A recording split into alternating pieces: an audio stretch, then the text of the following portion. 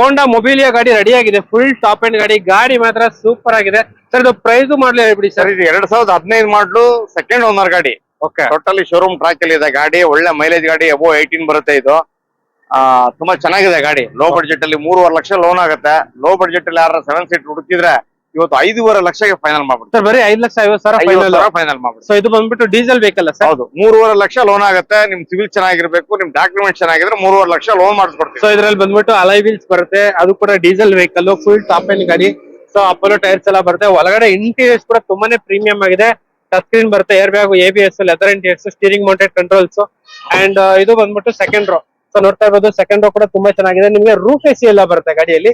So 7 seater ಗಾಡಿ vehicle, low budget ಅಲ್ಲಿ ಏನಾದ್ರು ಹುಡುಕಂಗಿದ್ರೆ ದಿ ಬೆಸ್ಟ್ ವೆಹಿಕಲ್ ಸರ್. ಈ ಗಾಡಿಗೆ ಡೌನ್ ಪೇಮೆಂಟ್ ಎಷ್ಟು ಮಾಡ್ಬೇಕು? ಡೌನ್ ಪೇಮೆಂಟ್ ಅದು 3.5 ಲಕ್ಷ ಲೋನ್ ಆಗುತ್ತೆ. ಮಿಕ್ಕಿದ್ದು 2 ಲಕ್ಷ ಡೌನ್ ಪೇಮೆಂಟ್, ಮಿಕ್ಕಿದೆಲ್ಲ ಆರಾಮಾಗಿ ಲೋನ್ ಆಗುತ್ತೆ.